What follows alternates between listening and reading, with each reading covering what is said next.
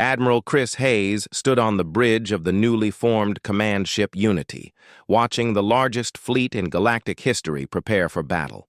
Ships from dozens of species floated in space around them, but Chris knew that numbers alone would not be enough to stop the Devourers. "Admiral, incoming transmission from Earth," reported Communications Officer Ryan Clark. "President Carter wants a status update." "Tell her we're as ready as we can be," Chris replied, though he wasn't sure if that would be enough. In the 2 months since taking command of the Joint Galactic Defense Force, he had seen just how unprepared the aliens were for real warfare. Supreme War Commander Velthak of the Zephyrians approached Chris on the bridge. The massive alien looked nervous, which was disturbing since the Zephyrians were supposed to be the galaxy's greatest warriors. "Admiral Hayes, my fleet commanders are asking about the battle plan again," Velthak said. "They do not understand why we cannot simply challenge the Devourers to honorable combat." Chris tried to keep the frustration out of his voice. "Commander, we've been over this. The Devourers don't care about honor or challenges. They're here to harvest every living thing in the galaxy. The only language they understand is force." Dr. Patricia Young had been working around the clock to help the alien forces understand the psychology of warfare. She joined them on the bridge, looking exhausted but determined. "Admiral, I've made some progress with the Shardclaw units," she reported. "They're starting to understand that real combat is chaotic and unpredictable. But the Mindrender caste is still trying to defeat the enemy through telepathic intimidation." "Any word from the advanced scouts?" Chris asked. Captain Kevin Murphy's voice crackled over the communication system from his position near the galaxy's edge. "Admiral, the Devourer main fleet is 12 hours out from the Kepler Nebula. I count at least 50 ships, each one the size of a small moon. They're moving in a perfect formation, completely confident." Chris studied the tactical display showing the enemy approach. The Devourers were advancing in a straight line toward the galaxy's core worlds, making no attempt to hide or maneuver around potential threats. They acted like they owned the galaxy already. "That's going to be their mistake," Chris said quietly. Commander Greg Walsh looked up from his tactical station. "Admiral, all human units are in position. We've distributed our people throughout the alien fleet to provide battlefield coordination. It's not ideal, but it's the best we can do with the time we had." The plan was desperate but simple. The combined galactic fleet would make their stand in the Kepler Nebula, using the dense gas clouds to break up the Devourer formation and force them into smaller engagements. Human officers embedded with each alien unit would provide tactical guidance and try to keep the aliens from panicking when things went wrong. "All ships, this is Admiral Hayes," Chris announced over the fleet-wide communication channel. "In 1 hour, we face an enemy that has terrorized this galaxy for thousands of years. They expect us to surrender or flee like every other species they've encountered. They're about to learn that this galaxy has changed." War Commander Thexval took his position on the bridge next to Chris. Despite his fear, the big alien had volunteered to serve directly under human command, recognizing that his people needed to learn from species that actually knew how to fight. "Admiral, what if we lose?" Thexval asked quietly. "Then we lose fighting," Chris replied. "But we don't surrender and we don't run away. That's not what humans do." The Devourer fleet entered the nebula exactly on schedule. Their ships were enormous black constructs that seemed to absorb light rather than reflect it. Strange energy fields surrounded each vessel, and Chris could see smaller craft swarming around them like mechanical insects. "All units, engage at will," Chris ordered. The battle began immediately. The Zephyrian heavy cruisers opened fire with their massive plasma cannons, sending streams of superheated energy toward the nearest Devourer ship. The Shardclaw vessels launched clouds of crystalline projectiles that sparkled like deadly stars. In the nebula's glow, for a moment, it looked like the galactic fleet might have a chance.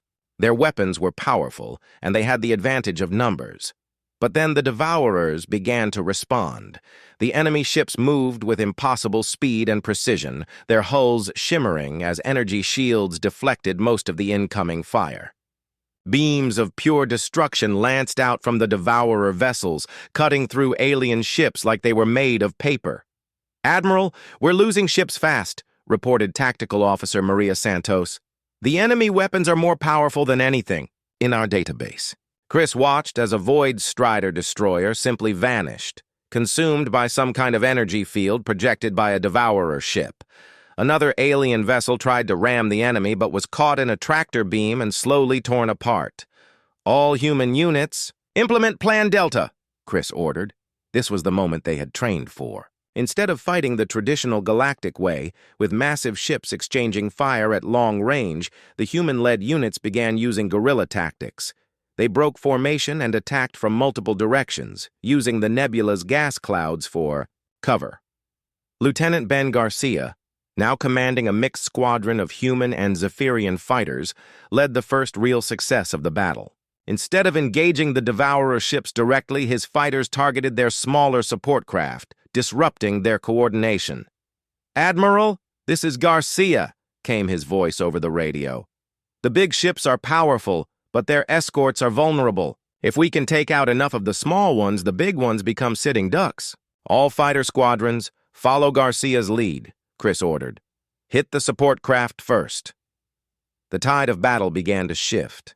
The Devourers had expected the same kind of formal combat they had faced 10,000 years ago, with fleets meeting, in organized lines and exchanging fire until one side surrendered. Instead, they found themselves dealing with swarms of small, fast ships that attacked from unexpected angles and disappeared before they could respond. Commander Tony Lewis, leading a boarding party of human Marines and Zephyrian warriors, achieved the impossible. They actually managed to capture one of the smaller Devourer vessels. "Admiral, you're not going to believe this," Tony reported from inside the captured ship. "These things are mostly automated. There are only a few actual Devourer operators on each vessel. They've been relying on fear and superior technology for so long that they forgot how to actually fight." This revelation changed everything. Chris immediately ordered all units to focus on boarding actions rather than trying to destroy the massive enemy ships. Human-led teams began swarming over the Devourer fleet, using tactics that the ancient enemy had never encountered. The Devourers found themselves facing something they had never experienced in thousands of years of galactic conquest, an enemy that refused to be intimidated, that adapted to their tactics in real time, and that actually grew more dangerous as the battle continued. Captain Kevin Murphy, coordinating the overall fleet movement, made the observation that turned the battle completely around. "Admiral, they're not adapting. Every time we change tactics, it takes them several minutes to respond. They're used to fighting enemies that follow predictable patterns." "Then let's be unpredictable," Chris decided. The final phase of the battle was unlike anything the galaxy had ever seen. Human officers coordinated attacks that made no sense according to traditional military doctrine, but worked perfectly against an enemy that had grown complacent through millennia of easy victories. Small ships darted between the massive Devourer vessels, targeting specific systems. Boarding parties captured ship after ship from the inside. The aliens learned to fight, not like the formal warriors they had pretended to be, but like the desperate survivors they needed to become. When the last Devourer ship either fled or was captured, the nebula fell silent except for the cheers of the surviving crews. Supreme War Commander Velthak stared at the tactical display in amazement. "We won. Against the Devourers, we actually won." "No," Chris corrected him. "We survived. And more importantly, we learned.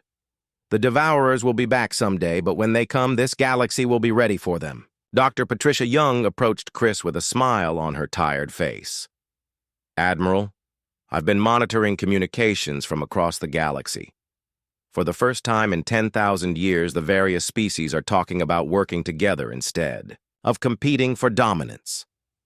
Chris nodded, looking out at the mixed fleet of human and alien ships. The galaxy had learned a hard lesson about the difference between appearing strong and actually being strong. But they had also learned something else, that true strength came not from individual power, but from the ability to adapt, cooperate, and never give up in the face of impossible odds. War Commander Thexval approached Chris one final time. "Admiral, what happens now?" Chris smiled. "Now we teach the rest of the galaxy what we learned here. That war isn't about who has the biggest weapons or the scariest reputation. It's about who refuses to quit when everything seems hopeless."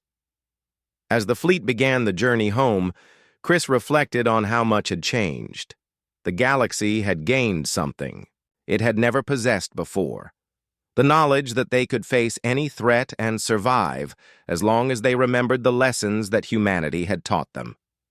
The children of war had kept their pee. The news about the returning Devourers spread through the galaxy like wildfire. Within days, emergency meetings were called on every major world, and for the first time in 3,000 years, the apex predator species admitted they were afraid.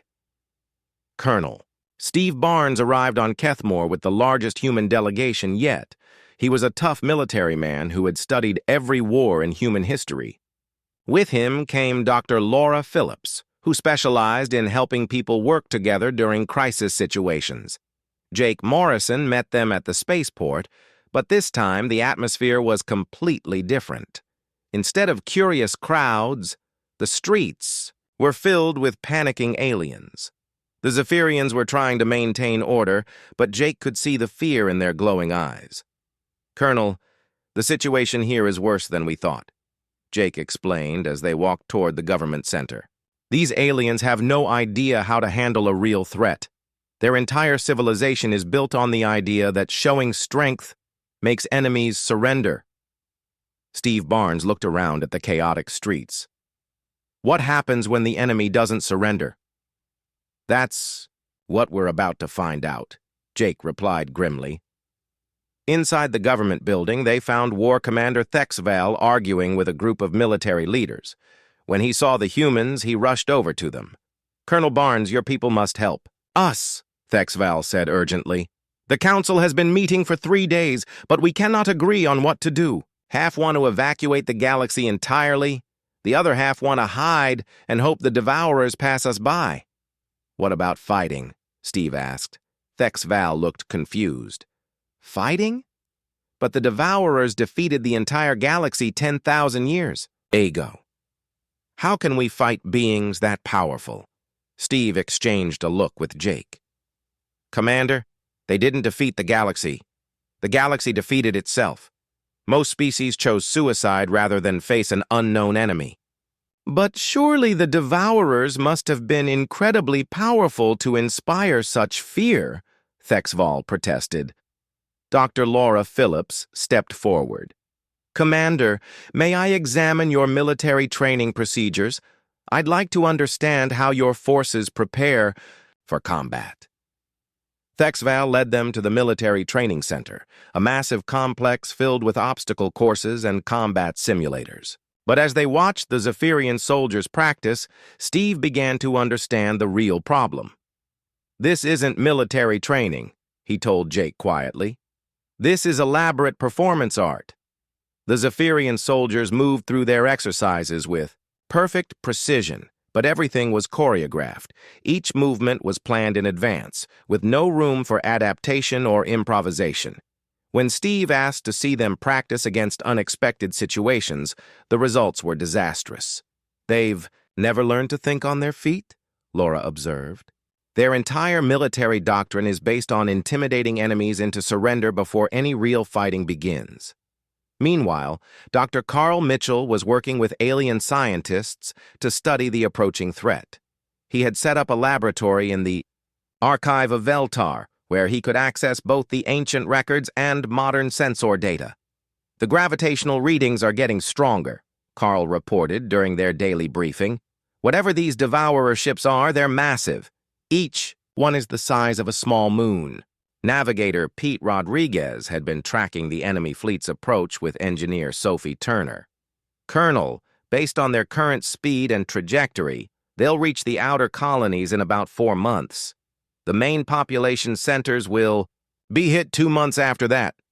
What about the galactic military response? Steve asked. Sophie shook her head. There isn't one. Each species is preparing their own defenses separately. The Shard Claws are fortifying their crystal worlds. The Void Striders are trying to hide in dimensional pockets. The Mindrenders are attempting to project fear telepathically across space, to turn the Devourers away. None of those strategies will work against an enemy that's already conquered galaxies, Steve said. We need a coordinated defense. But when they tried to organize joint military exercises between the different species, the results were chaotic.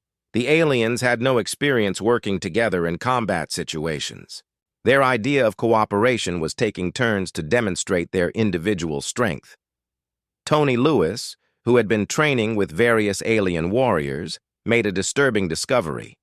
Colonel, I've been sparring with their best fighters for weeks now. They're individually powerful, but they have no concept of unit tactics, strategic thinking, or battlefield adaptation. What do you mean? Steve asked.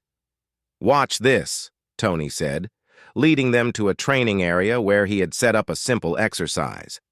I've created a scenario where they have to work together to capture a defended position. It should be basic stuff for any military force. The Zephyrian elite squad moved forward in perfect formation, exactly as they had been trained. But when Tony changed the exercise by moving the defenders to a different position, the aliens became completely confused. They continued following their original plan, even though it no longer made sense. They can't adapt, Steve realized with growing horror. They've drilled the same scenarios for thousands of years, but they've never learned to handle real chaos. Intelligence Officer Maria Santos had been studying Zephyrian historical records and made an even more troubling discovery. Colonel, I've analyzed their military victories over the past 3,000 years. Every single conquest followed the same pattern. She brought up a holographic display showing the Zephyrian expansion across the galaxy. They would arrive at a system with their massive fleet, broadcast their reputation as invincible warriors, and wait. In every case, the local species surrendered immediately without firing a shot. They've never actually fought a war, Steve said in amazement. Their entire reputation is based on other people's fear. The situation became even clearer when Dr. Patricia Young arrived to study the psychological aspects of the galactic crisis. She was a military psychologist who specialized in helping soldiers deal with combat stress. Colonel, I've been interviewing the alien military leaders, Patricia reported. They're showing classic symptoms of pre-combat anxiety, but magnified, beyond anything I've ever seen. These beings have spent their entire lives believing they're the ultimate warriors, but deep down they know they've never been tested. How bad is it?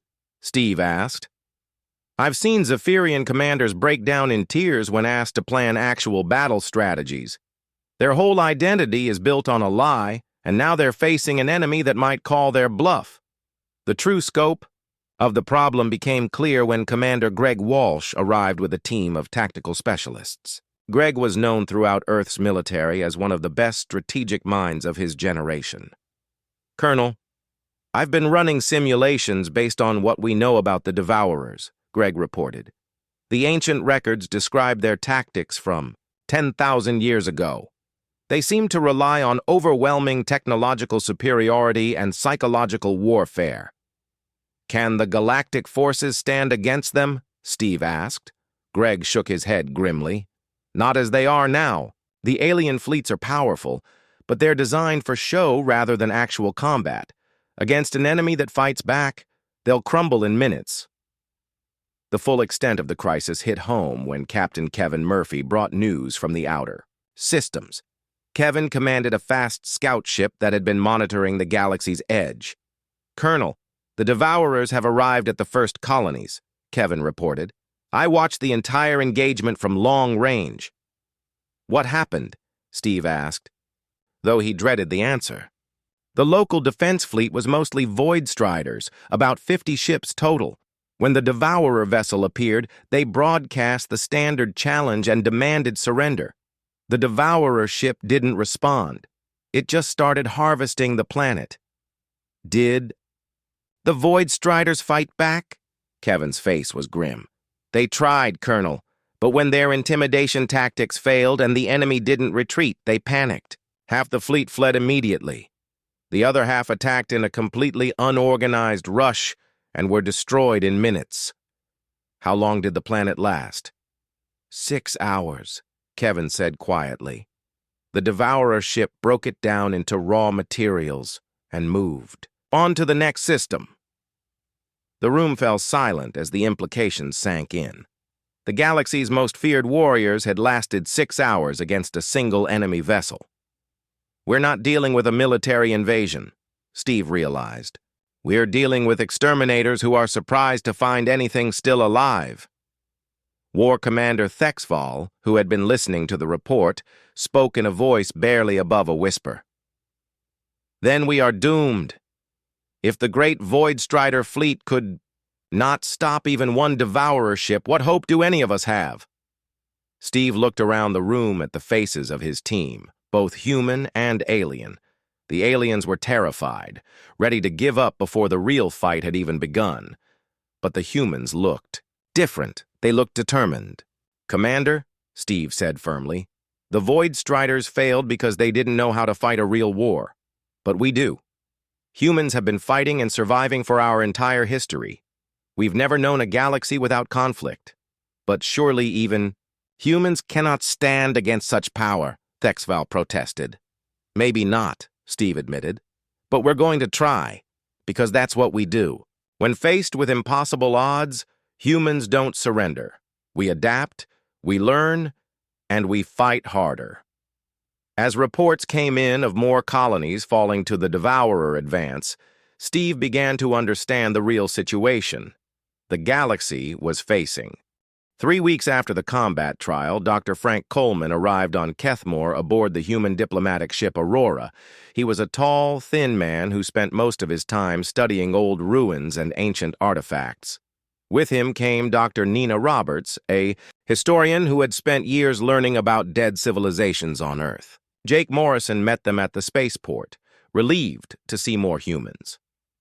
Frank, Nina, good to see you. How are things back on Earth? Nervous, Nina replied, looking around at the massive alien structures.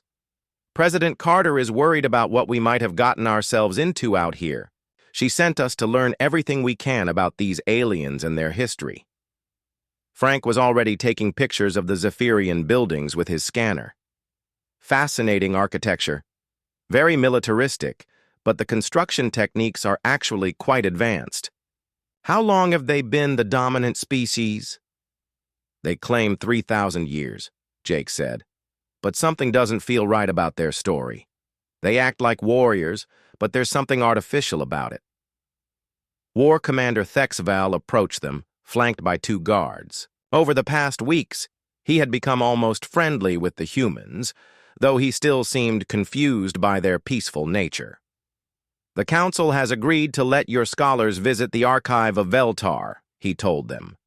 It contains the oldest records in the galaxy. Perhaps you will find answers to your questions there. The archive was located on a small moon orbiting Kethmore. The building was ancient, made of some kind of white stone that seemed to glow with its own inner light. Unlike the sharp, angular architecture of the Zephyrian cities, the archive had smooth, curved walls that felt peaceful and welcoming. This wasn't built by the Zephyrians, Frank observed as they approached the entrance. The construction style is completely different. This is much older. Inside, they met the archive keeper, an elderly Zephyrian named Scholar Velnash. Unlike the warriors they had met, he moved slowly and spoke softly. His armor was covered in symbols instead of weapon attachments. Welcome, humans from Earth, Velnash said. I have been curious about your species since word of your arrival spread. The Council says you come from a death world, but prefer peace to war. This contradicts everything we know.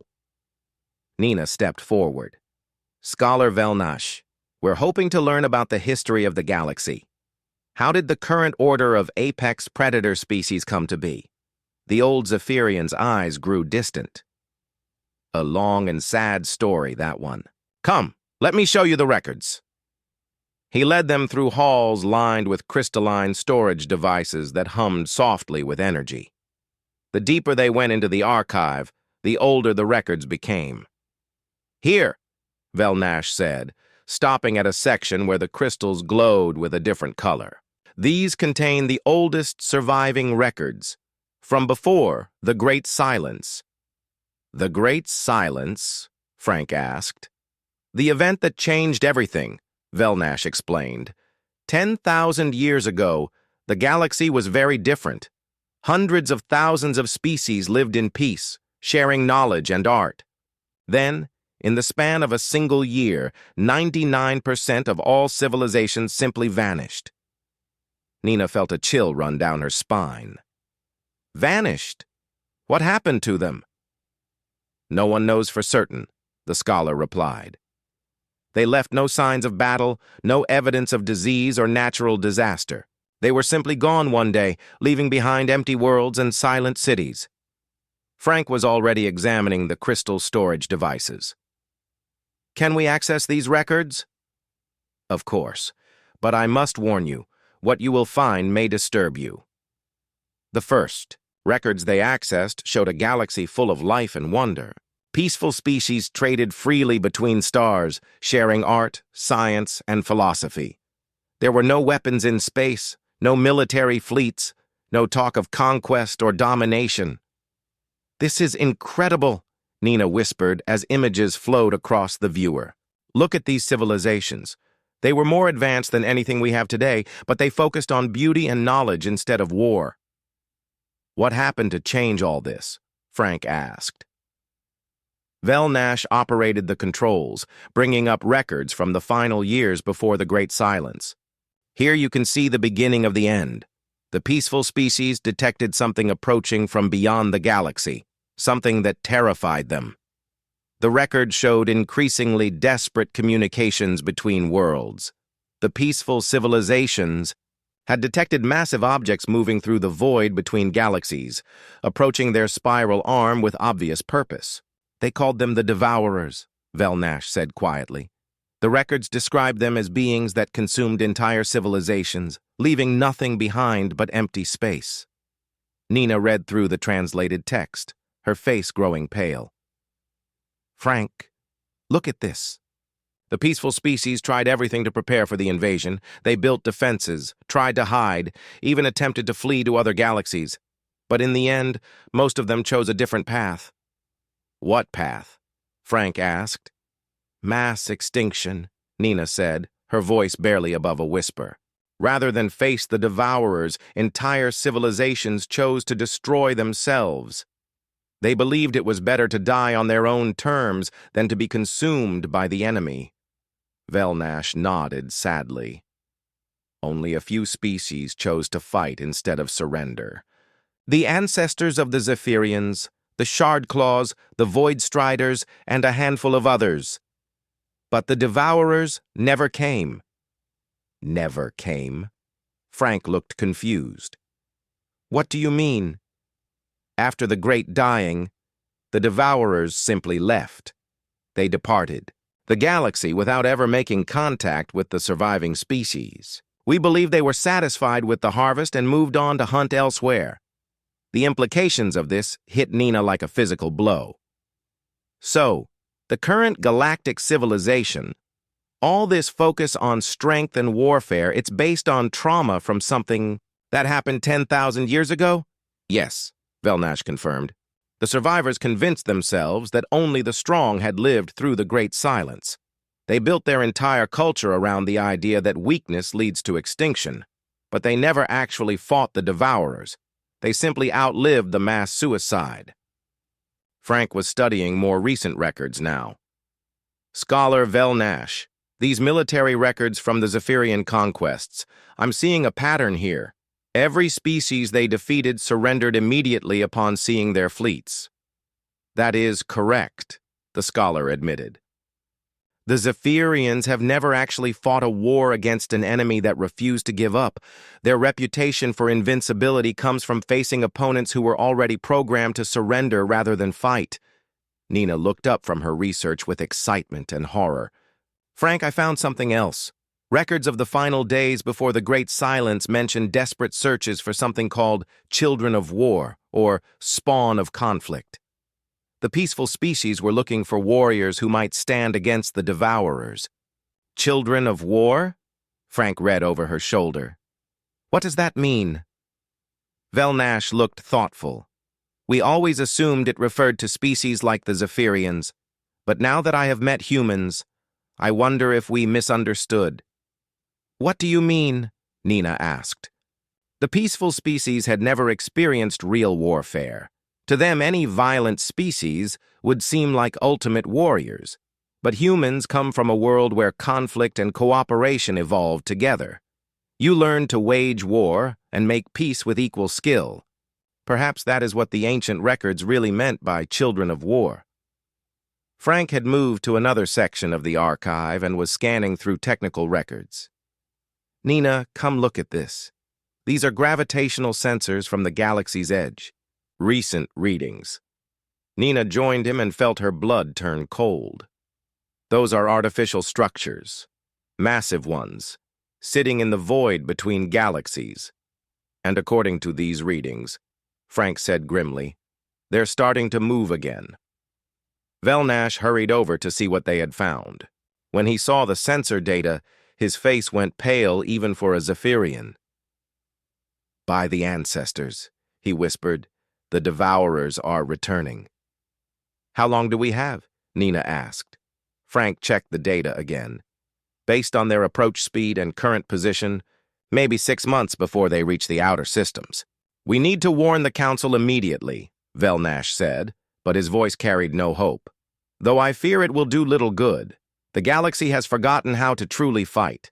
We have spent 10,000 years practicing war against opponents who surrender at the first sign of resistance. Nina looked at Frank with growing understanding. That's why the humans seemed so different to them. We're the first species they've met that actually knows how to fight a real war. But will that be enough? Frank wondered aloud.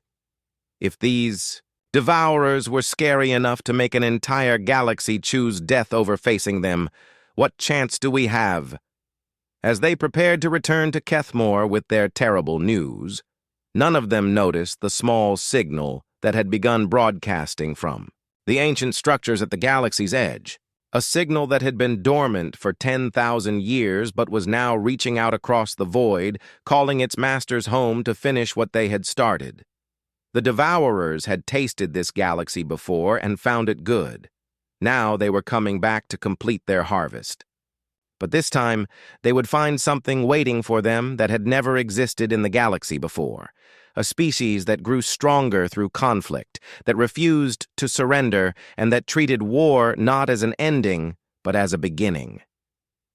The Children of War had finally come home. The Zephyrian homeworld of Kethmore looked like a giant fortress floating in space. Every building was made of dark metal and sharp angles, reaching high into the red sky like the teeth of some massive beast. Jake Morrison and his team walked through the capital city, surrounded by their alien escorts, while crowds of Zephyrians watched them with curious yellow eyes. They're all so big, Kate Williams whispered to Lisa Grant as they walked. Even their children are taller than us.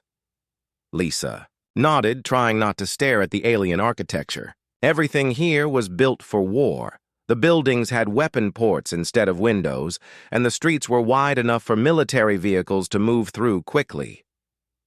War Commander Thexval led them toward the largest building in the city, a massive pyramid covered in glowing symbols. The Grand Council awaits you inside, he told Jake. Do not speak until you are given permission. Do not move suddenly. Do not show any signs of weakness. What happens if we do show weakness? Danny Torres asked. Thexval stopped walking and looked down at the human weapons specialist.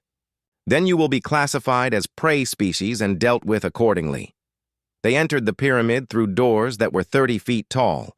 Inside, the walls were covered with what looked like trophies from 1,000 different worlds. Jake saw weapons, armor, and strange objects he could not identify. Everything spoke of conquest and domination.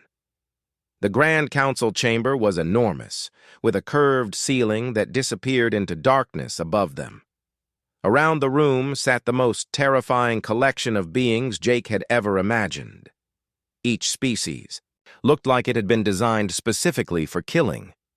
To their left sat members of the Shardclaw Collective, crystalline beings whose arms ended in natural blades that gleamed like diamonds. Their leader, a creature that looked like a walking sculpture of deadly glass, watched the humans with eyes that sparkled with inner light. On their right were the Void Striders, shadow-like beings that seemed to fade in and out of reality. Jake could barely look at them directly, as if his eyes refused to focus on their dark forms. One of them spoke, and its voice seemed to come from everywhere and nowhere at once. At the center of the room sat the Mindrender caste, beings with large heads and no visible eyes.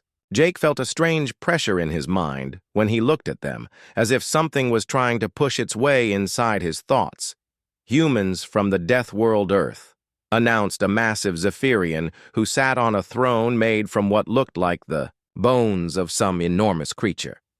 "I am Council Speaker Zarthex. You stand before the Grand Council of Apex Predator Species, the rulers of this galaxy. We will now determine your place in the Galactic Order." Jake stepped forward. "Honored Council, Speaker, we come seeking friendship and peaceful relations with all the species of the galaxy." The chamber filled with a sound like grinding metal.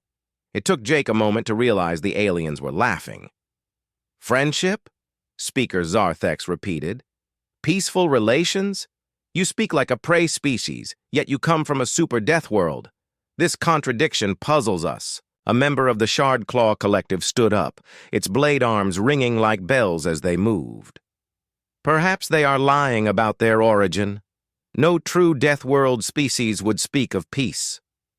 "Our records are clear," said a Void Strider, its voice echoing strangely. "Earth is classified as a super death world. The gravity is crushing, the atmosphere is poison to most species, and the surface is covered with deadly predators and environmental hazards." Jake felt confused. "Honored Council, I think there might be some misunderstanding. Our world is dangerous in some ways, but we have learned to live with those dangers. We have built cities and schools and hospitals. We have art and music and literature." The pressure in Jake's mind increased, and he realized one of the Mindrenders was trying to read his thoughts. He felt the alien presence poking around in his memories, examining his experiences on Earth. After a moment, the Mindrender spoke in a voice that seemed to come from inside Jake's head. "This one speaks truth. His memories show a world of great beauty alongside great danger. His species has indeed developed what they call civilization." "Impossible," growled Speaker Zarthex. "All Death World species are warriors. This is the fundamental law of galactic evolution. Only the strong survive on Death Worlds." Dr. Amy Patterson, who had been quietly studying the aliens since they arrived, stepped forward. "Council Speaker, may I ask a question?" "Speak, small human. You call yourselves apex predators, but I notice something strange. None of you show the behavioral patterns of true predators. Your movements are too formal, too planned.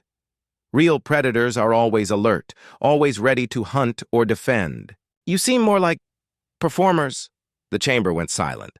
Jake felt the temperature drop several degrees. "You dare question our nature?" Speaker Zarthex stood up, and Jake realized the alien was at least 12 feet tall. "We are the greatest warriors in the galaxy. We have conquered 1,000 worlds." "I meant no offense," Amy said quickly.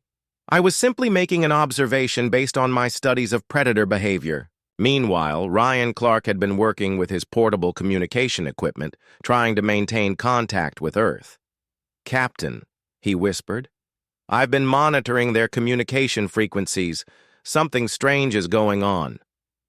"What do you mean?" Jake asked quietly. "Their military communications are very simple, almost like they're following a script. Real military forces usually have complex, constantly changing protocols. These guys seem to use the same patterns over and over." Speaker Zarthex raised his hand for silence. "Enough talk. It is time for the combat trial. One of your warriors will face one of ours in single combat.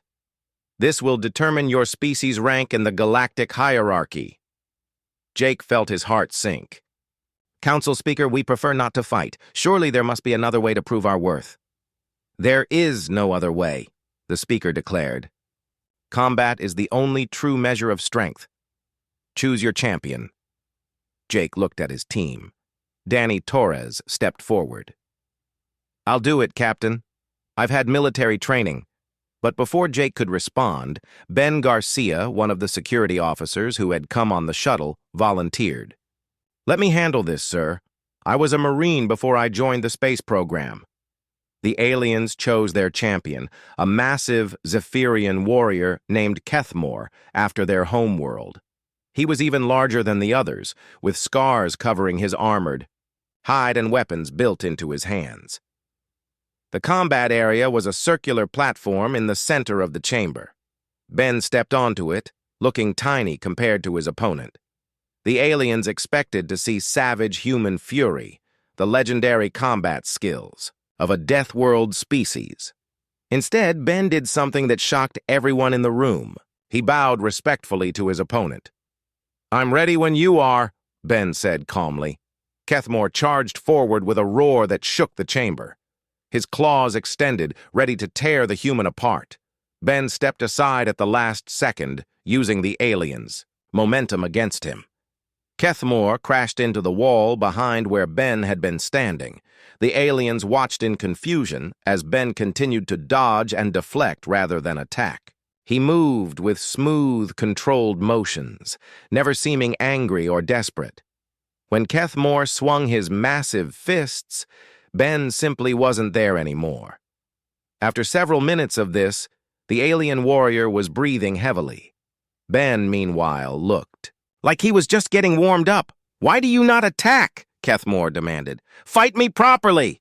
"I am fighting you," Ben replied. "I'm just trying not to hurt you." This statement caused an uproar among the council members. The idea of holding back in combat was completely foreign to them. Finally, Ben saw his opening. When Kethmore overextended, himself with a particularly wild swing, Ben grabbed the alien's arm and used a simple martial arts throw to send him crashing to the ground. Kethmore lay there, stunned but uninjured. "Do you yield?" Ben asked politely. The chamber was dead silent.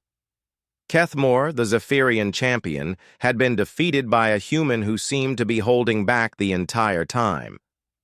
Speaker Zarthex stood up slowly. "This is unprecedented. Your warrior defeated our champion without showing bloodlust or savage fury.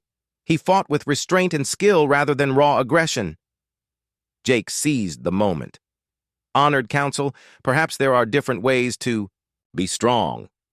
Perhaps survival on a death world doesn't always require constant violence."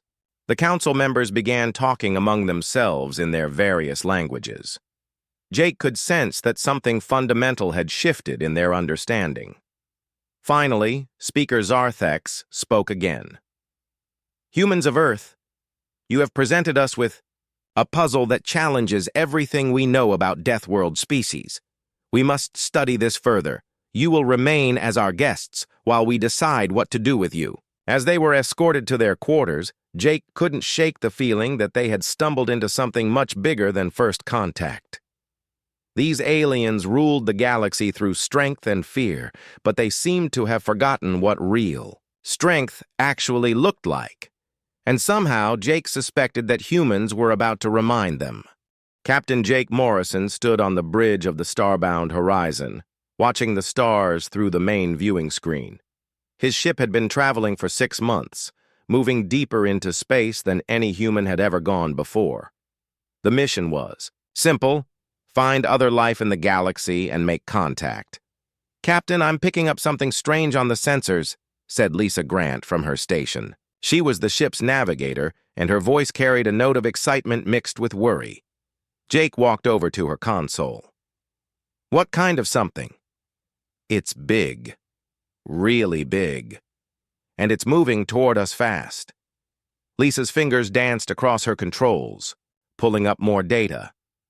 "Whatever it is, it's not natural. This has to be a ship."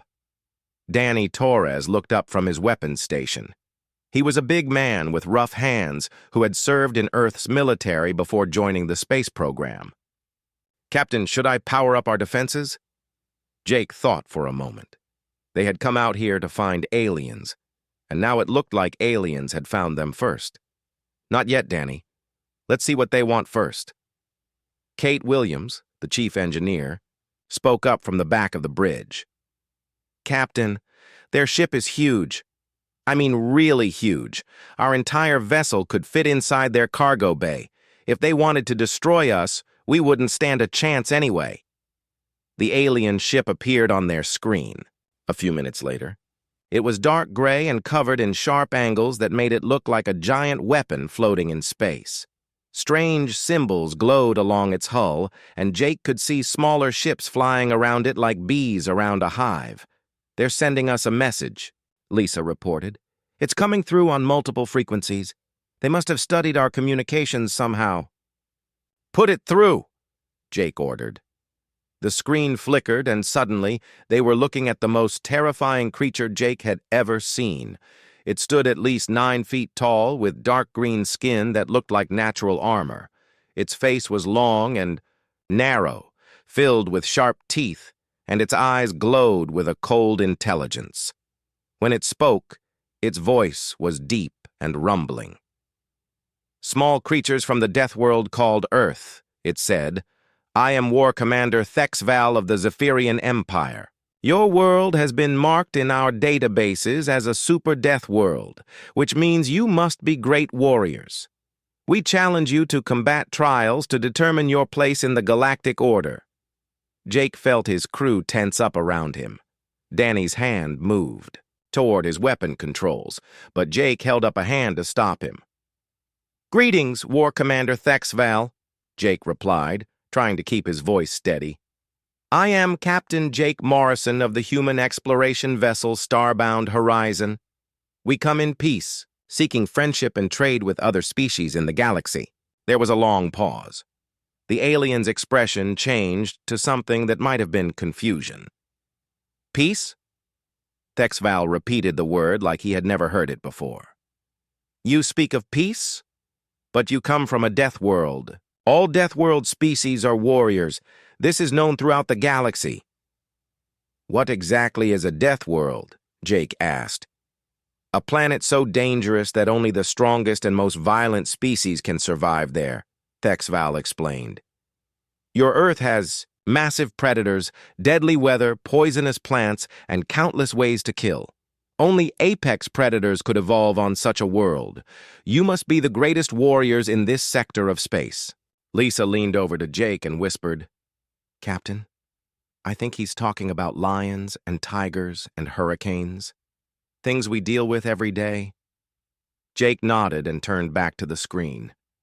"War Commander, while our world does have its dangers, we have learned to live with them peacefully. We have developed science and art and music. We would like to share these things with your people." Thexval's confusion seemed to grow deeper. Science and art? These are the pursuits of weak prey species. You cannot be from a death world if you waste time on such things. Perhaps our databases are wrong. "I assure you, we are from Earth," Jake said.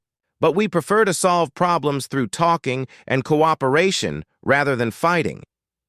The alien was quiet for a long time. Jake could see other creatures moving around behind Thexval, all of them looking just as confused as their leader. "This is most unusual," Thexval finally said. "In 3,000 years of Zephyrian expansion, we have never encountered a death world species that preferred words to warfare. You present us with a puzzle, humans of Earth. Perhaps we could meet face to face and discuss this puzzle together, Jake suggested. We could learn much from each other. Thexval's eyes narrowed. You would come aboard our vessel, without weapons, without demanding a combat trial first? If you promise we will be safe. Yes, Jake replied. The alien leader turned and spoke to others behind him in a language that sounded like rocks grinding together. Jake could hear what sounded like an argument, with several voices all talking at once. Finally, Thexval turned back to face them. Very well, Captain Morrison. You and a small group of your people will come aboard our ship. We will escort you to our home world, where the Grand Council of Apex Predator Species will decide what to do with you. Perhaps they can solve this mystery. That sounds acceptable, Jake said. When would you like us to come over?